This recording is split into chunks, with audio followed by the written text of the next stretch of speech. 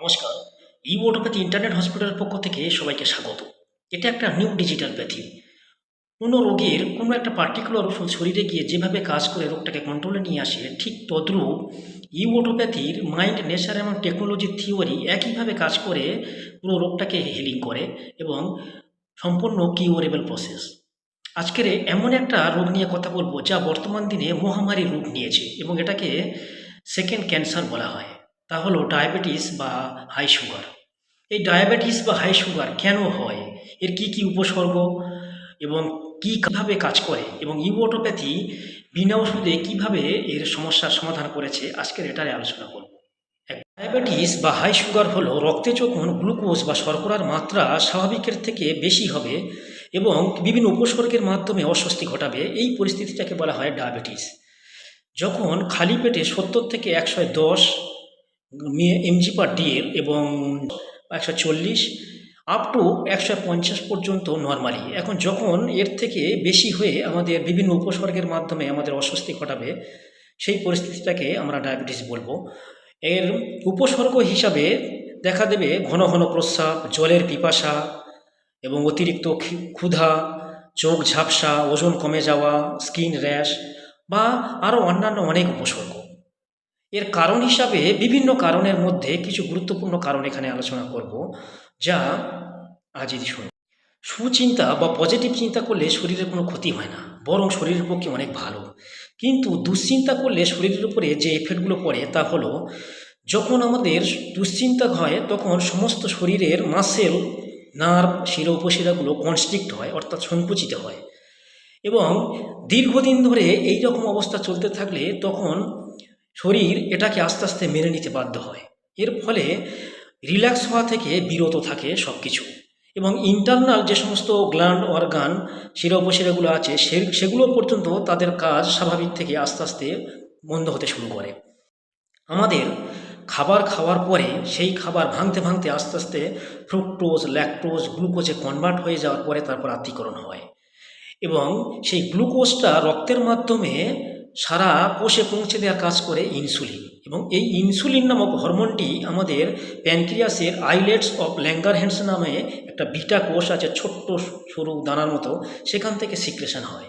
এখন কোনো কারণে যদি সেই গ্ল্যান্ডটা না কাজ করে, কনস্ট্রিক্ট থাকে, ইনসুলিন না পড়ে, কম পড়ে, তখন গ্লুকোজের মাত্রা রক্তে বেড়ে যায়, কোষে পৌঁছায় না এবং কিডনির মাধ্যমে ফিল্টার হয়ে গিয়ে আমাদের প্রস্রাব দিয়ে বেরিয়ে আসে, যার ফলে উপরোক্ত এই উপসর্গগুলোই দেখা দেয়।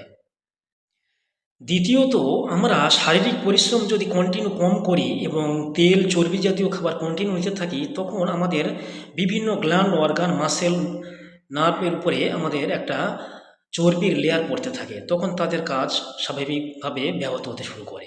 তৃতীয়ত, এটা একটা ইম্পর্টেন্ট পয়েন্ট, এখন যদি কোনো কারণে আমাদের শরীরে কোনো সমস্যা তৈরি হয়, সেই সমস্যাটাকে নিয়ে যদি আমরা কন্টিনিউ ভাবতে থাকি যে এটা আমাদের আদৌ সারবে কিনা, সারা জীবন ওষুধ খেয়ে যেতে হবে কিনা, বা এই টাকা কোথায় পাবো, এই রকম চিন্তাগুলো আমাদের আস্তে আস্তে আরও খারাপের দিকে নিয়ে যায়।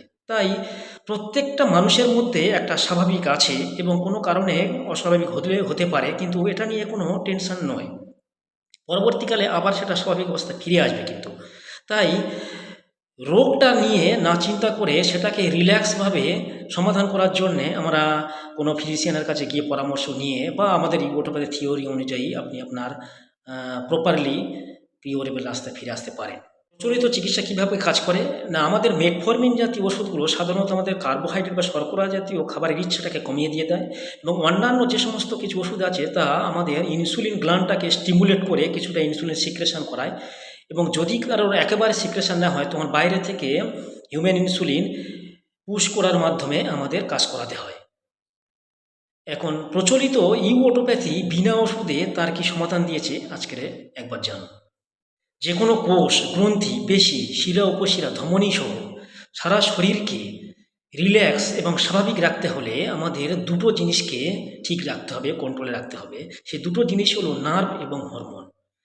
নার্ভ আমাদের শরীরের বৈদ্যুতিক বা ব্যাটারির মতো কাজ করে, সারা শরীরকে সক্রিয় রাখে। এবার প্রত্যেকেই জানেন যে ব্যাটারি বা বৈদ্যুতিক তার যদি হাই এবং লো হয় ভোল্টেজ, তার কি হতে পারে এবং হরমোন আমাদের ঠিক স্টিয়ারিং বা রিমোট কন্ট্রোলের মতো প্রত্যেকের কাজকে বাড়ানো কমানো বা স্বাভাবিক রাখার দায়িত্ব তারই আছে। তাই আমাদের সেই হরমোন এবং নার্ভের হেড অফিস এবং আশ্রয়স্থল হলো আমাদের ব্রেন, এবং এই ব্রেনটাকে আমাদের যিনি কন্ট্রোল করছেন সেই সুপার মাইন্ড হলো আমাদের মন। মনকে আমরা কেউ কন্ট্রোলে নিয়ে আসতে পারি না। মন নিয়ে অনেক গান গল্প আছে, মন যা চায় তা পায় না, বা মন পাখিটা উড়ে গেল, এইরকম অনেক কিছু আছে। এই মনকে যদি কন্ট্রোলে নিয়ে আসতে হয় একমাত্র আমাদের তখনই সম্ভব যখন আমাদের ভক্তি চেতনা এবং ভাবের উন্মেষ ঘটে, এবং সেটা একমাত্র সম্ভব ধ্যানেই। এবং সেই ধ্যানটাকে আমরা ইংলিশ থেকে মেডিটেশন বলি, বা কোরআন শরীফে এটাকে বলা হয় মোরাকাবা, খ্রিস্টানে এটাকে প্রেয়ার বলা হয়, বিভিন্ন ধর্মে এটাকে বিভিন্ন নাম দিয়ে কিন্তু এটা পালন করা হয়। দ্বিতীয়ত, আমাদের দাঁত এবং খাদ্যনালী তৃণভোজী প্রাণীর সাথে মিল থাকায় আমাদের 70% খাবার উদ্ভিজ্জ এবং 30% খাবার প্রাণীজ হওয়া উচিত। আমরা যদি এটা মেনটেন করতে পারি তাহলে খাদ্য উপাদানের যে 6টি গুরুত্বপূর্ণ উপাদান সেটা প্রত্যেকদিন বজায় থাকবে, যার ফলে। তৃতীয়ত, আর্টিফিশিয়াল যত কিছু মানুষের প্রয়োজন মেটানোর জন্য উঠেছে তার সীমিত ব্যবহার করা, একদম প্রকৃতির সাথে চলা এবং প্রকৃতিগতভাবে সমস্ত কিছু নেওয়া। এই হাই সুগার বা ডায়াবেটিস নিয়ে আমার একটা বড় ভিডিও আছে, আপনারা পারলে সেই বড় ভিডিওটা একবার দেখে নিতে পারেন, সেখানে আপনি সব কিছু পেয়ে যাবেন।